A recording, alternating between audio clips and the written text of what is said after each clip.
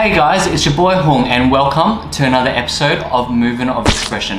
Now today we are going to be doing a deep dive into a hairdresser named Jamie Furlan. So for those who don't know, Jamie Furlan comes from an Australian salon called Zane Hair, and he was announced the 2020 Australian Hair Fashion Award Australian Hairdresser of the Year with his collection Intentional.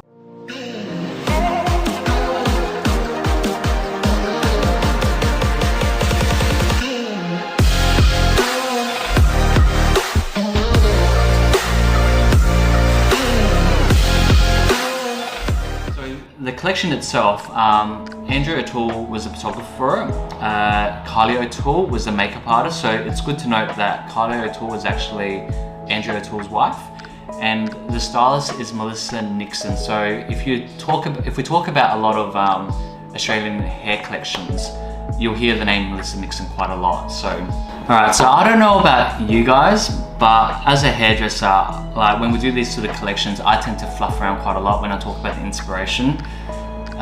This is the same as well. It's just saying that we like to talk up, because obviously we want to convey a story to our collection. So the Bold collection showcases pop of multi-dimensional bright colors in a fiery, voluminous hero look, while also presenting unique sculpted and textured braids, white hair streaks and contrasting jewel tone color, fabric style short hair textures, and original shapes and hair design. The looks are set against a moody, deep green background, finished with a textural, whimsical layered fashion choices and rosy, doll-like makeup looks. The overall aesthetic catches the eye with its ethereal beauty, while inspiring a cascade of skilled and impactful techniques. Okay, let's have a look. Oh, wow. So Jamie's first, the first image that came up is this, that's amazing. Wow, look at, so it's pretty much just like a shorter hairstyle, but I think what makes it really pop is the colors. So, you know, to create almost an ash blonde white hair, but then to put black over the top and so cleanly as well, is just phenomenal. But to actually, I don't know how he would have done that, but to actually rinse that off would have been an absolute nightmare, not to get the black sort of hair dye onto the white strands, because any sort of liquid or any sort of water that would hit that would instantly discolor it. So I think, overall the image looks absolutely amazing, and it really does highlight what he was saying in his inspiration, doesn't it? Where it's really contrasting tones. I mean, looking at the makeup, it really does have this sort of rosy sort of makeup feel to it. But I mean, the haircut itself isn't too hard. It's very textured. It almost reminds me of a bit of a bowl cut that's been really laid out. And also you can see Melissa's styling as well. Stunning. I love how there's a bit of a blur through the back.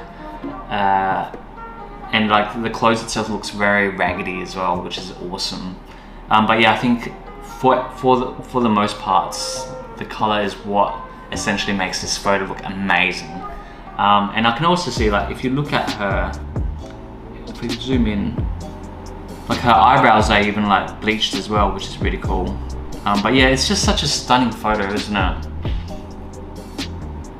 What do you guys think about it? What are your thoughts on it, hey? It's like,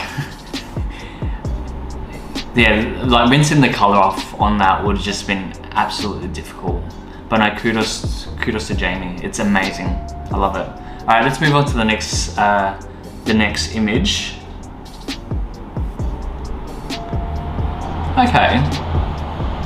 So the clothing, what I noticed most in this image itself is the clothing is a lot different from the previous photo. Still has that sort of whimsical, I want to say elfin sort of feel. You know, it's very loose, it's very raggedy, it's very spaced out, and you can see all the sort of polka dots on the clothing as well, which is really cool. And the hair itself, I mean, for me personally, the hair isn't too much, but I guess it plays with that sort of theme as well. It's just been coiled. it's very curly. So I think how he would have created that was, I don't know. There's a couple ways that you can do that. You can like get a pencil and just wrap it right around, twist it, and let it dry off under like a dryer. But I mean, that style isn't hard to do. But I must say that I do like the color that's in there. Obviously, I think it's just maybe growing out hair. But you have your natural base, which is a bit darker, but then as the curls come out, it's a bit more blonder, which is absolutely amazing. And it goes with the texture as well, her complexion and all that sort of stuff. I don't know, Andrew O'Toole gets the best photos, doesn't he? It's absolutely so gorgeous. Yeah, it's really cool.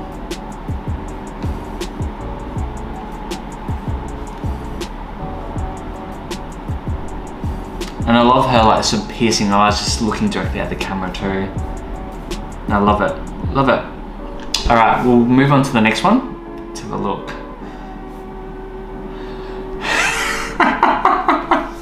Holy moly! Wow, guys, look at that. I love how pale and ghostly she looks there. And again, we've gone back to the sort of more raggedy sort of material on her clothing itself. Yeah, I love the styling in this. It's absolutely beautiful. But I think what makes this overall image, I'm gonna say, is more so one, the color, the sort of desaturation of the skin tone, and also the silhouette of the hair and how the color has been placed to create that sort of image. Yeah, it looks so damn good.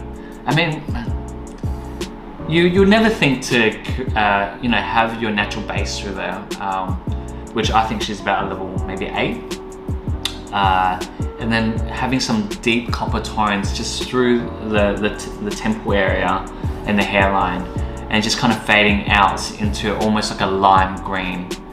It looks so good, and against that sort of backdrop as well, it looks amazing. I am so in love with this photo.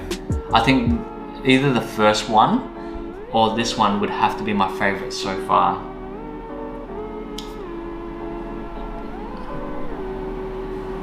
Yeah, I mean, even how she just looks at the camera side on with her lips slightly open, it's amazing. I mean, if I could do photography, I would, but it's too much to learn. Oh wow. And yeah, like there isn't too much to the hairstyle. Like the hairstyle is a bit meh, right? But we gotta understand the overall look, from the clothing, the makeup, the lighting, the hair, the color placement. Like everything just goes so well with this image. Yeah, I think that's my favorite so far. All right, let's move on to the next one, guys. Okay. So this is what Jamie was talking about in his inspiration about, I think he said something about short style feather-like textures. So this must be it here. Again, she has that sort of theme going in combination with the very first one where you know, the eyebrows are slightly dyed as well, or maybe painted over the top. The textures of the feathers almost creates a bit of a root shadow sort of effect. It's very creative. Hopefully she's not scared of birds. But no, it looks incredible. I'm not too sure about the styling in this one, because I mean, looking back, I just don't feel like it gels with the other ones, but I guess they're looking at the tones and what makes it pop, right? So, but I'm not a stylist here. I'm not saying anything bad about the styling. It's just not for me. But yeah, the makeup, everything about it looks gorgeous.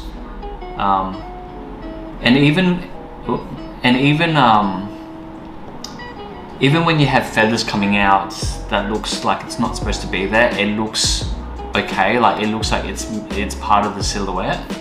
No, I love it. Again, you know, piercing through the camera again, gorgeous. All right, let's move to the next one. Okay, so again, looking at the clothing on this model here, it glues back to image number 2, I think it was, where it's very much translucent. Also has sort of like dots through it as well. But yeah, this is really cool. It gives you the illusion of it looking like dreads, but I don't think it is dreads. I think it's like more like some type of like wood. Oh wow, no, I apologize.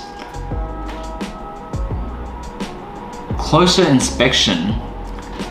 Wow, this is amazing now that I'm like looking at it really closely. So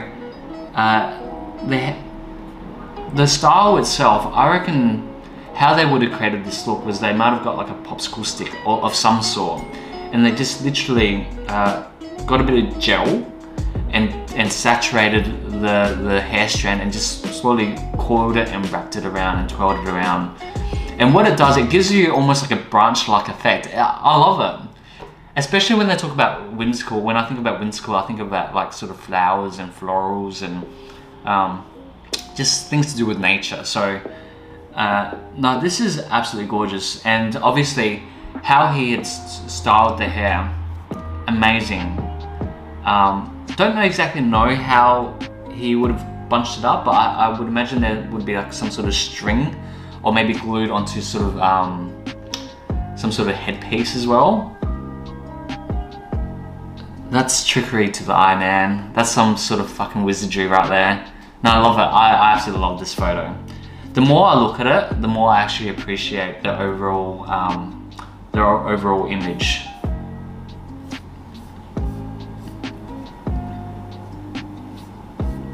Yeah, that's gorgeous. Yeah. I don't know which one's my hero shot so far though, because they all look pretty damn good, don't they? Anyway, let's move on to the next one. Just to let you guys know that the Australian Hair Fashion Awards, it's normally 6 images for the Australian Hairdresser of the Year, but for the British Awards, if you're entering into British Hairdresser of the Year, it's normally 8 images. So I think the next one might be the very last one. Wow. Look at that, raggedy rag. Look at it, oh wow, the clothing on it is magnificent. I just love that disheveled to look where it looks like it's just torn apart. No, Melissa did a really amazing job of the styling there. And like, it complements the hair so well, doesn't it? Wow. And as you can see with the makeup, the next thing I noticed was with the makeup, they ended up putting a bit of like a bit of a blush contouring just through the neck area here, which I think it adds to the feel of the image itself.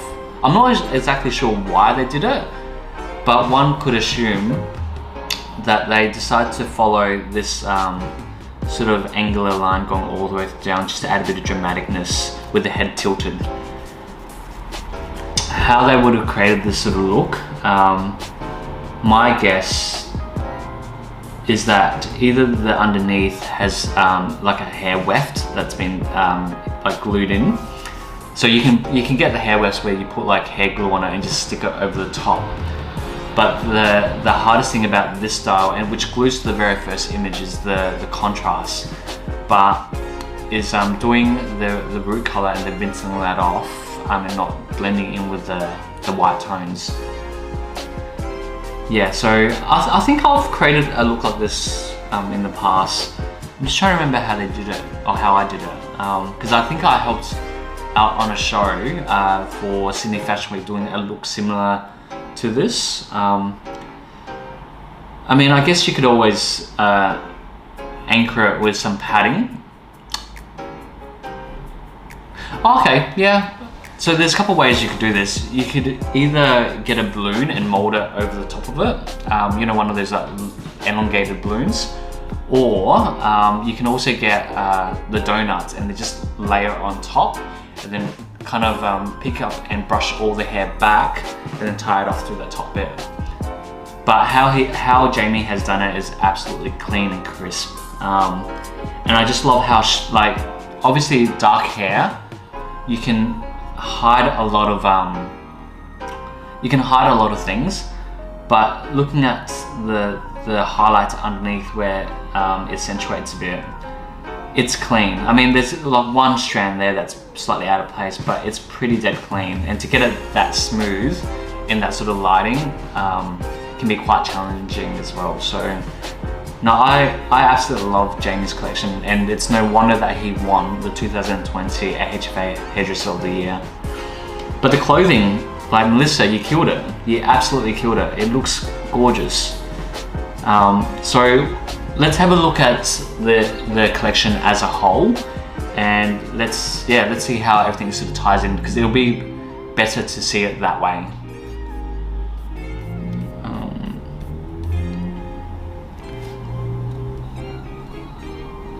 Alright, so this is the collection as a whole. I mean, what ties everything together is definitely the backdrop, but I believe it's also the color saturation from the skin tones. You can definitely see the sort of dollish sort of makeup as well on each six models.